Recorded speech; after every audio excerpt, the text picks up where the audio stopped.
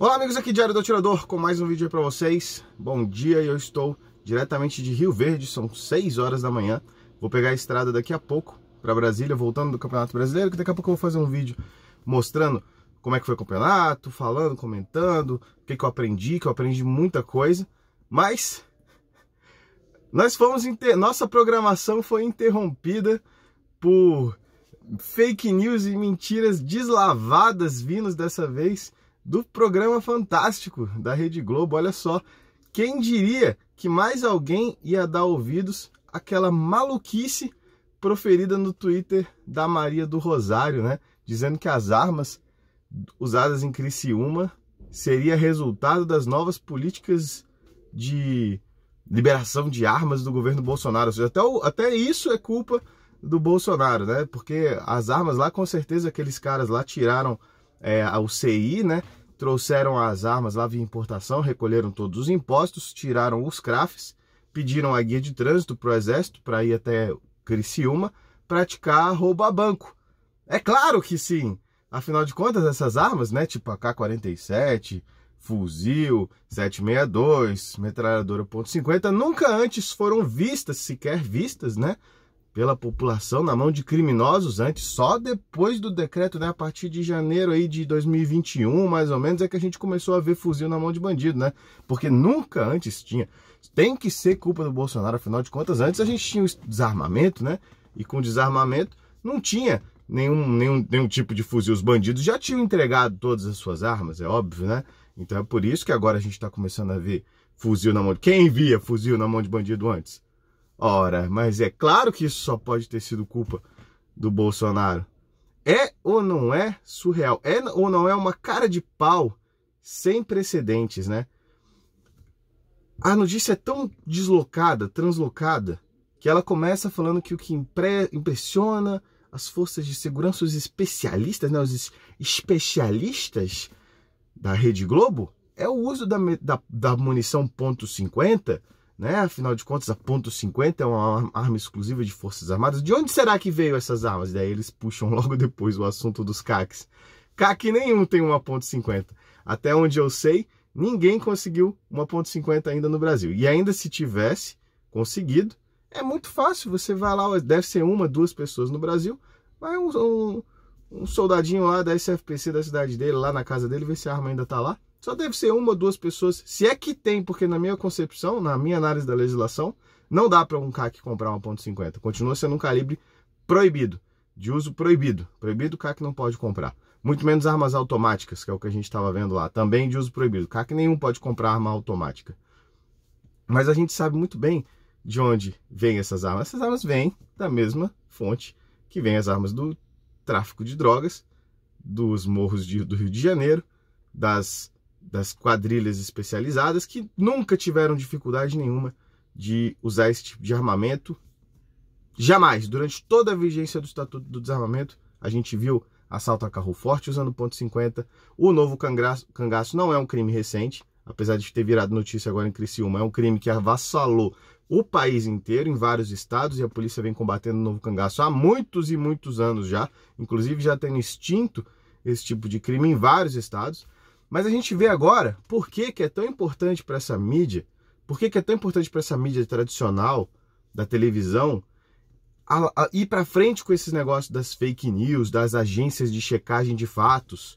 Porque são esses caras que vão fazer as checagens de fatos. São esses caras que vão compor o Ministério da Verdade, que é para garantir que eles podem chegar na sua televisão aí, na sua casa, invadir a sua casa aí na rede aberta, mentir deslavadamente para você, contar todo tipo de asneira, de lorota, de bobagem, mexer na notícia conforme o interesse deles naquele momento, e não vai ter ninguém na internet para poder rebater.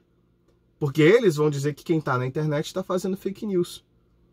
É esse tipo de coisa que a gente está caminhando para o Brasil, do controle da informação através do autoritarismo dessas agências de checagem de fato, aliadas à mídia e aliadas, então, a essa parcela do governo que também está incomodada com a liberdade de expressão na internet. Porque hoje eles não podem mais falar uma besteira daquela, porque no dia seguinte tem vídeos como os meus, vai ter vídeo de um monte de gente que vai falar sobre esse assunto, desmentindo essas safadezas que a mídia conta. E a matéria continua a sua esquizofrenia, porque ela fala das prisões, né, das pessoas que já foram presas. Algumas delas eram CACs?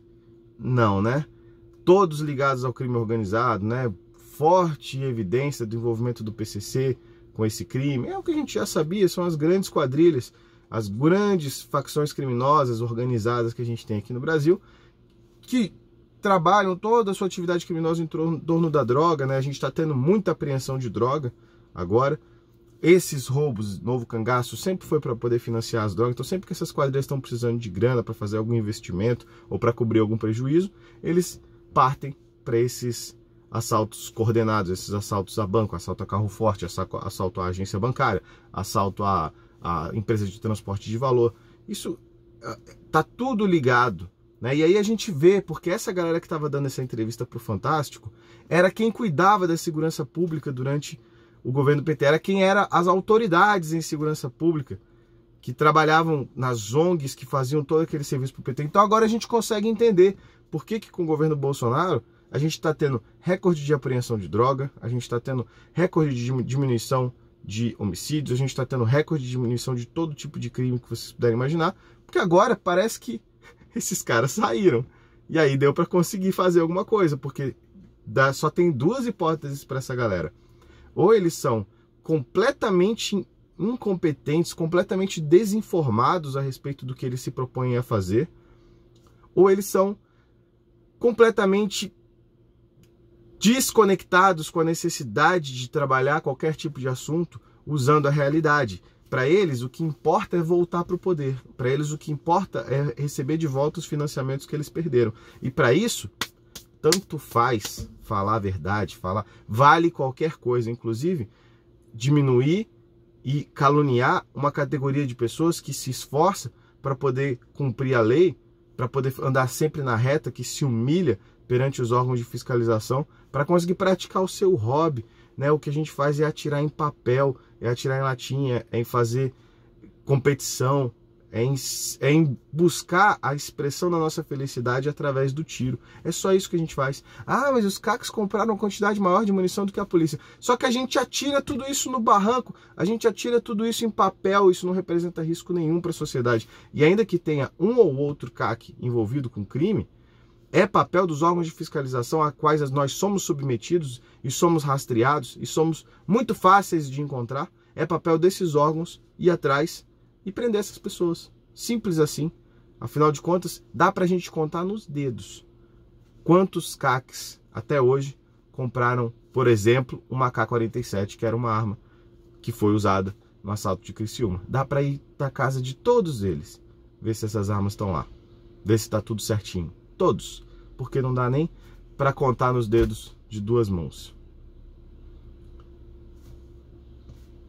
Depois eu vou fazer um vídeo mais detalhado e com mais cuidado a respeito desse tema. Isso aqui foi só para não deixar o assunto passar em branco. Vou pegar a estrada agora, que foi Diário do Atirador. E até a próxima.